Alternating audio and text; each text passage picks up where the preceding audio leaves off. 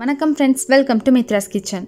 இன்றைக்கி நம்மளுடைய மித்ராஸ் கிச்சனில் பார்க்க போகிற ரெசிபி வண்டிக்காடு ஸ்டைலில் ரொம்பவும் டேஸ்டான சுண்டல் மசாலா எப்படி பண்ணுறதுன்னு பார்க்கலாம் வாங்க. இன்றைக்கி நம்மளுடைய வீடியோவில் பார்க்க போகிற விஷயம் பட்டாணியில் அதிக ஃபைபர், அயன், விட்டமின் இருக்குது. இது நம்மளுடைய நோய் எதிர்ப்பு சக்தியை அதிகரிக்கும், நம்மளுடைய பிளட்டில் இருக்க சுகர் லெவலில் மெயின்டைன் பண்ணும். இன்னும் பல நன்மைகள் இருக்குது. அதனுடைய ஒரு சில தொகுப்பு தான் இது. அதுக்கு முன்னாடி நம்ம சேனலை சப்ஸ்கிரைப் பண்ணலன்னா மறக்காமல் சப்ஸ்கிரைப் பண்ணுங்கள், பக்கத்தில் இருக்க பெல் ஐக்கானை ப்ரெஸ் பண்ணுங்கள். இப்போ செய்ய ஆரம்பிக்கலாம். ஃபஸ்ட்டு நம்ம ஒரு மசாலா அரைச்சிக்கலாம். அதுக்கு மிக்சியில் 2 மீடியம் சைஸ் வெங்காயம், 1 தக்காளி பழம்,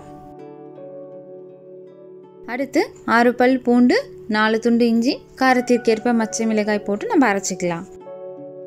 தேவைப்பட்டால் கொஞ்சமாக தண்ணி விட்டு ரொம்பவும் நைஸாக அரைச்சி எடுத்துக்கலாம். அடுத்து 250 கிராம் வெள்ளை பட்டாணியை 8 மணி நேரம் போல் ஊற வச்சுட்டு நம்ம குக்கரில் வேக வச்சு எடுத்துக்கலாம். வேக வைக்கும்போது 1/4 டீஸ்பூன் மஞ்சத்தூள், தேவையான அளவு உப்பு சேர்த்து 6 விசில் விட்டு நம்ம எடுத்துக்கலாம். நம்ம அந்த சுண்டல் வேக வச்ச தண்ணியும் கூட எடுத்துக்கலாம். இப்போ சுண்டல் மசாலா செய்ய ஆரம்பிக்கலாம். அதுக்கு ஒரு கடாயில் 2 டேபிள் ஸ்பூன் அளவு எண்ணெய் விட்டுக்கலாம். எண்ணெய் காஞ்சதும் இதில் கொஞ்சமாக கருவேப்பிலையும் நம்ம அரைச்சி வச்சுருக்க மசாலாவையும் இதில் சேர்த்துக்கலாம். இப்போ இந்த மசாலாவுடைய பச்சை வாசனை போகிற வரைக்கும் நம்ம இதை நல்லா வதக்கிக்கலாம். இதனுடைய பச்சை வாசனை போக 5லிருந்து 10 நிமிஷம் போல் நமக்கு டைம் எடுக்கும். எண்ணெய்லாம் தனியாக பிரிஞ்சு வர வரைக்குமே நம்ம வதக்கிக்கலாம். எண்ணெய்லாம் தனியாக பிரிஞ்சு வந்ததும் இதில் 1 டீஸ்பூன் கரம் மசாலா, காரத்திற்கேற்ப மிளகாய்த்தூள், 1/2 டீஸ்பூன் தனியாத்தூள், தேவையான அளவு உப்பு சேர்த்து இந்த மசாலா எல்லாத்தையுமே ஒரு 5 நிமிஷம் போல் நம்ம வதக்கிக்கலாம். இப்போ இந்த மசாலாலாம் வதங்கினதும் நம்ம வேக வச்சு எடுத்துருக்க சுண்டல் தண்ணியை இதில் சேர்த்துக்கலாம்.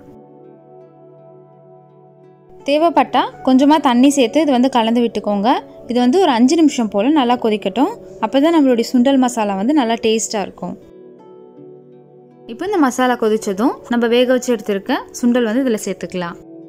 இந்த சுண்டல் வேக வச்சு எடுக்கும்போது ரொம்பவும் மசிச்சிட வேணாம். அங்கங்கே நமக்கு இந்த பட்டாணி இருந்தால் சாப்பிட்றதுக்கு ரொம்ப நல்லாயிருக்கும். இப்போ இந்த சுண்டல் சேர்த்து நல்லா கலந்து விட்டுட்டு இந்த மசாலா ஒரு 2 நிமிஷம் போல் நல்லா கொதிக்கட்டும்.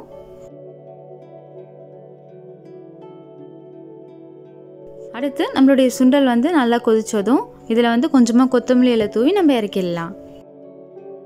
நம்மளுடைய சுவையான வண்டிக்காடு சுண்டல் மசாலா ரெடி ஆகிடுச்சு. இது கூட கொஞ்சமாக பொடிசாக கட் பண்ண வெங்காயம், கொத்தமல்லி, பொரிச்சு எடுத்த கார்ன் இதில் சேர்த்து சாப்பிட்டோம் அப்படின்னா அட்டகாசமாக இருக்கும். நீங்களும் உங்கள் வீட்டில் ட்ரை பண்ணி பார்த்துட்டு மறக்காமல் கீழே கமெண்டில் சொல்லுங்கள்.